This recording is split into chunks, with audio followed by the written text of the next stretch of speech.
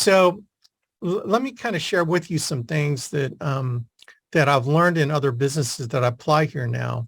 It's really this concept of buying your life back. This is what I've learned. I've learned that it's people say it as simply as duplicating yourself, but I'm going to change your kind of mindset and framework of having enough time to think differently about what you're doing. Maybe the way I changed my mindset, because there's this thing about, duplicate yourself. Well, that's a MLM terminology that I learned in the Amway business. But I didn't understand that there's a methodology and a framework of thinking about it in the context of building a business. Like I said, my software business is where I really learned this, and my mentorship from some big software guys, software as a service guys, this whole idea. So I'm going to share you one of the main things that I've applied to my business. Here's a principle. The principle is don't hire to grow your business. Hire to buy back your time. Okay, so let me say it again. Don't hire to grow your business. Hire to buy back your time. So, in fact, our business, the insurance business, is the ultimate business for this idea, for this principle. In my opinion, even more so than software. Okay. Don't hire to grow your business, hire to buy back your time. So let me see if I can, clarify that. Okay. And here's the reason. Like, I don't care how hard you work. Like, let's think of our business, first of all, as an asset. A lot of people build and grow their insurance business only to own their own job. Like, if you're selling and you love selling, God bless you. Okay. Okay. I'm not saying anything about people that just want to sell. Just know that you own your own sales job, right? You are the owner of your own company. You're the boss, but you're also the employee. Okay. And if you're not thinking about building your business as an asset, what's that mean, Alex? Well, it sounds like some big MBA type word, but think of it like this. You're building and investing in your business so you can grow it to the point where someone else values it enough that they want to buy it from you for 5 to 7 times or 10 times the annual revenue. Okay, it's just a very simple, the EBITDA, but I'm not going to get too crazy on you, all right?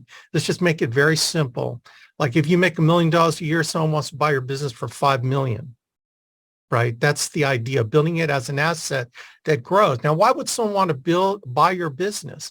Because you built it to the point where you don't need to be in it for it to continue to produce income, monthly recurring revenue is what we call in the software business, MRR, which is ARR, recurring revenue, but it's ongoing revenue. It's this idea of ongoing income that we all love in multi-level, and insurance is this monthly recurring revenue.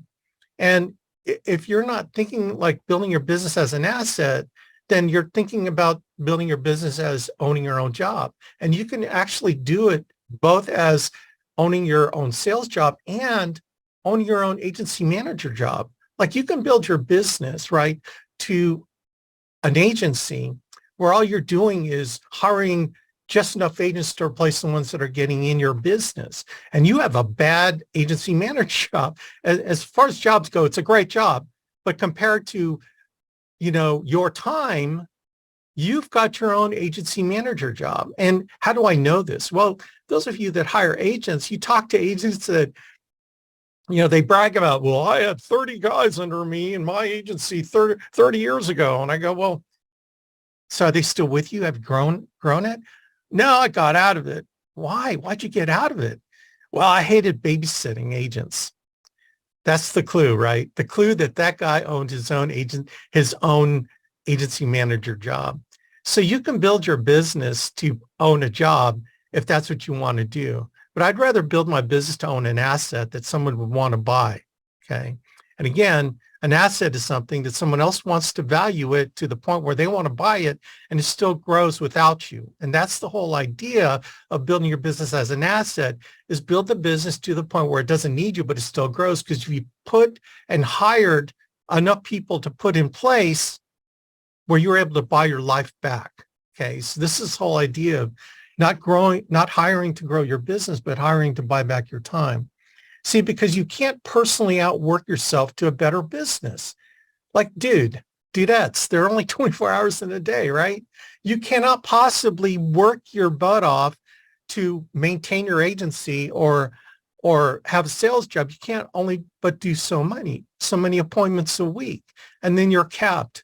Now, again, nothing against people that just love selling. I'm not again. I love you. I want you in my business, okay? Because I grow my business with people that just want to sell, right? But that's part of growing my business, right?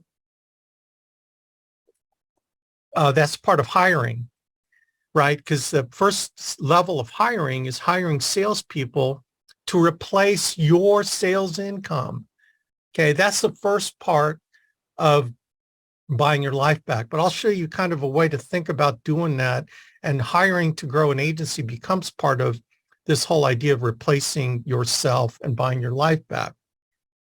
So here's this thing called the pain line. Okay, like you're going to be grinding and grinding and grinding on sales. Like, let's say you just get started. You're going to grind and grind on sales, but you're going to get to the point where, oh my gosh, I cannot manage my business anymore. I cannot, it's so hard to call pending and make sure my business, gets issued because I'm doing so many appointments, but then I got to manage my business. It's getting crazy and you just hate doing it. It becomes like, I can't do this anymore, right? It's called the pain line, okay? And what this pain line tells you, and this is the way that the litmus test of knowing that you need to replace that part of what you're doing by hiring someone that doesn't make as much as you to take that off your plate, okay? So it's called the buyback loop. So what happens is when you hit that pain line, you have to assess, okay, what am I doing that I hate doing that I need to do that someone else could do it cheaper than me, right? And the simple one is managing your pending. So I need to hire someone to manage my pending, right? So you audit what you need to get rid of, and then you transfer it to someone who could do it for cheaper than you. Okay. And then you have to fill the time with doing more of what makes you the most money. Okay. And that's a simple analogy, but it's the first one that most people get to is I got to hire an admin person to manage my business. You hire that admin person. Imagine, paying someone, I don't care, $12 an hour just to do mundane stuff of making sure your business gets issued, $15 an hour, whatever it is. And then boom, you've got 10 more hours a week. Let's say it's 10 more hours a week to fill in with the thing that makes you the most money. Okay. And that's called the buyback loop. So let me show you what that looks like. I'm probably not going to have enough time to go over all these concepts. I'm going to try to kind of touch on them. So this is the buyback loop. Okay. What happens is you get to the pain line right here, and then it's like, I can't do this anymore. Then you audit, what can I do to give it to someone else? And then you transfer it to that person, and then you fill it with things that move you on up. So you fill it with the things that make you the most money. It could be doing more appointments, okay? So let's give you another example of a pain line you're going to run into. And this might sound sacrilegious, but this is what I did, is like I hated dialing the phone. There's a point where I just cannot dial the phone anymore. I'm not going to dial. I have to dial, but it's just I spent so much time dialing to book appointments. I was like number 4 or 5 in the alliance back in the day as a number. And actually, Stephen Davies would switch off 4 and 5, for the entire alliance. So I was a top producer. And so the one part I hated was I hated dialing the dadgum phone. Like some of y'all might love it. I never loved it. I was really good at it. That was the only problem. I was really good at it. So the pain was dialing the phone because I was dialing the phone 15 hours a week just to book my appointments. And so what I did was I said, I got to find someone else. I found my secretary, my admin person, who was great at bill collecting. She was a bill collecting machine back in the day. And she said, well, I could maybe help you out. I go, really? I go, I pay you per appointment or whatever. And so I transferred it to her.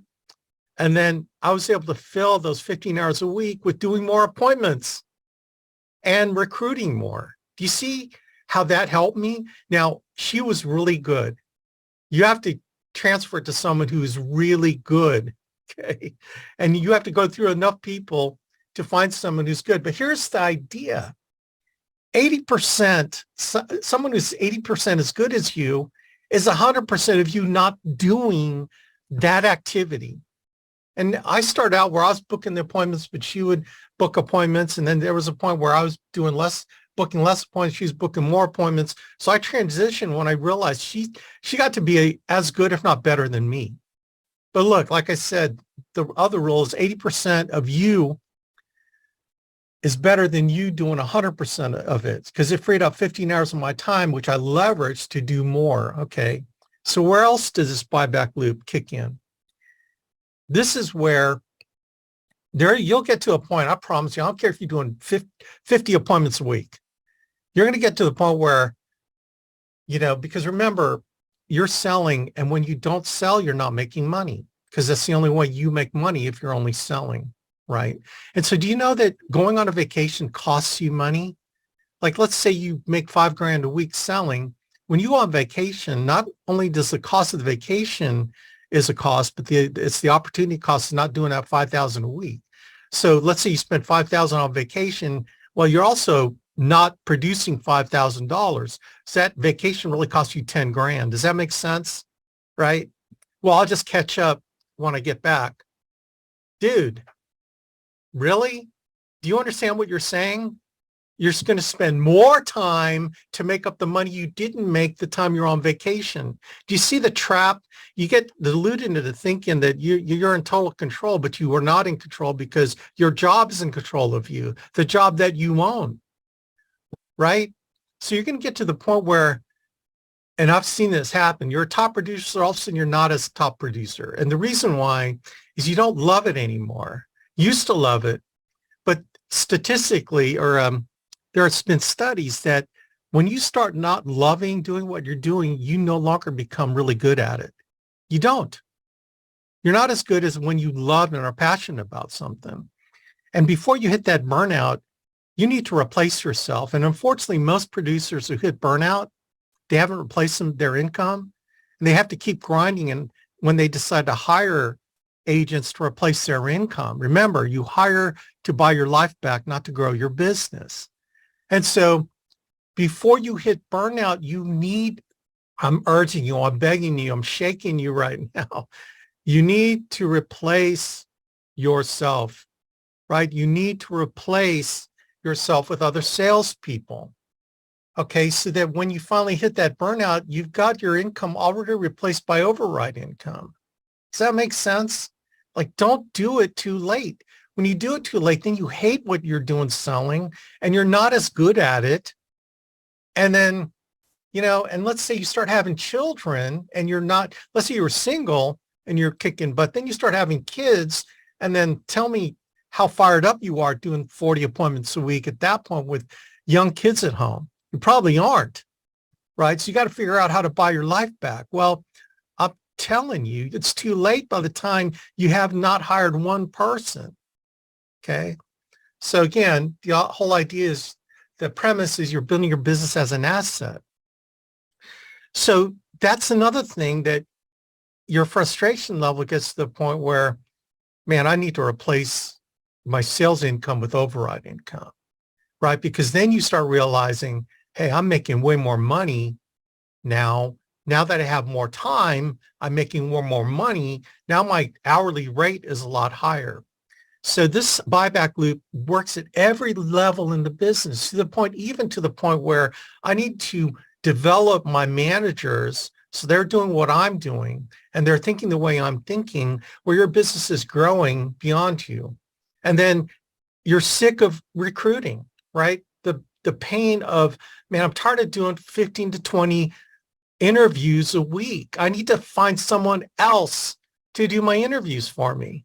And this is where your ego sometimes gets in the way. It's like, there was a point where I thought I was God's gift to interviewing and hiring and recruiting, and I'm pretty darn good. I'm really good at it. But I was spending 20 hours a week actually personally interviewing agents and getting them started. And it's like, I can't do this anymore. And so I hired a couple of recruiters that were 80% of me, but it was 100% me not doing. Can you imagine getting 20 more hours a week? And so the 20 hours a week, everyone thinks, oh, you're going to spend all your time, in the business. No, man, I'm spending more time with my family. And I'm devoting some of that time because I make so much per hour now into my business. So in other words, it's okay to spend more time with your family, hanging out with friends, getting involved in your spiritual life, doing things that you love to do, but also spending that other time more in your business. Everyone has this 24/7 mentality. Why don't you do this? Why don't you, be able to make the same kind of money on seven months? 24/7 is working 7 months, and doing 24 appointments a month. Think about it like that. Can you do that right now? I don't even have to do that anymore. But that's the idea of this whole feedback loop mentality. So let me give you a kind of an idea. I promise I'll get done at 45 after. Okay. So this is called the drip matrix. And what this is designed to help you understand is everything you're doing sits in this quadrant, one of these 4 quadrants. Okay. And so what is this y-axis up here going from top to bottom is the activities you do that makes you the most money. Okay. The top here is stuff that makes you the most money. Down here makes you the least amount of money or zero money. And then this x-axis going from 0 to, to the right are things that light you up. So the more you go to the right are things that light you up and feed you and get you fired up about life. The things on the far left are the things that suck the energy out of you, that you just cannot stand doing it. And it sucks the life out of you. Okay. So here's what are you doing that fits in these 4 quadrants? So the delegation stuff, right? The delegation stuff that you're doing and by the way, let me say one more thing about this, because now we're talking process. And this is something I learned in my software business. In Atomic Habits, the book by James Clear, he says winners and losers all have the same goals, all these lofty goals of what they want to accomplish. But he says that you don't rise to the level of your goals. You fall to the level of your systems, your processes that you put in place. That's the whole key to this, is documenting the processes, standing operating procedures, the playbook, whatever you want to call it, that can be duplicated by someone else. And as long as you put the processes that work, then you run your business by the process. Like, Nick Saban always talks about, if I can get a player to fall in love with the process of winning and practice, I'll get them winning or competing for national championships, right? That's all we're talking here, okay? Now let's go back to this matrix. The stuff on the bottom left are things that will suck the life out of you, right? The things that don't make you money, right? Like menial tasks, like, all the admin work you're doing in your business, like doing travel arrangements for your travel schedule, responding to emails, like all the stuff that you can delegate. This stuff you can get rid of off your plate and have someone else do it for a lot less than what it costs you, right? Now you move up to the replacements. So this replacement quadrant are things that make you a lot of money, but they suck the life out of you. There's just drudgery to you, right? Even though it makes you a lot of money. And I mentioned a couple of those, like booking my own appointments and then actually running appointments. I used to love running appointments. Then I did not, because it was a grind, and I just could not do the grind anymore. Thank God from Jump Street, I hired agents, man. I hired agents from Jump Street. So I didn't have to be in the field for about 3 years, right? Like I totally got out of the field within 2 to 3 years, right? And I've been in business 23 years, if that tells you anything. So these are high value things in the upper left, right? Things that you need to get rid of, but you got to be careful on how you delegate or how you replace yourself here, right? You got to replace yourself with, like I said, 80%, but you got to be careful what you're replacing yourself with in the things that make you the most money. Okay. Now the bottom right are the investment quadrant. So these are things that light you up, but may not make you a lot of money, like physical activity, time with your friends and family, hobbies, um, personal development, those types of things that feed your soul. It may not make you money, and it sometimes may not make you money now, but could later, professional development, personal development. We all need investment time, and it's okay, right? You don't make a lot of money from it, but it's investment in you.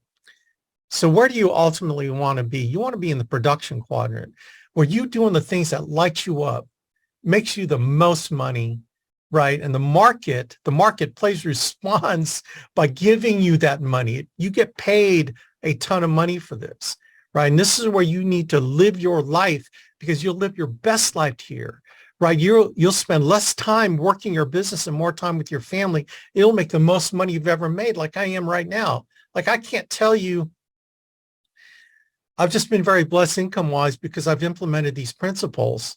And I'm not going to brag about that because, again, it's been working for me. That's all I got to say. Now, how do you know what your time is worth? Because this is the most important thing I can share with you right here, right, is what is your time worth? So let's talk about what your time is called, their buyback rate. Look, you should not be performing any tasks that you could outsource for 1/4 of your currently effective hourly rate. So how do you know what your hourly rate is? Well, take your pre-tax income last year or last 12 months.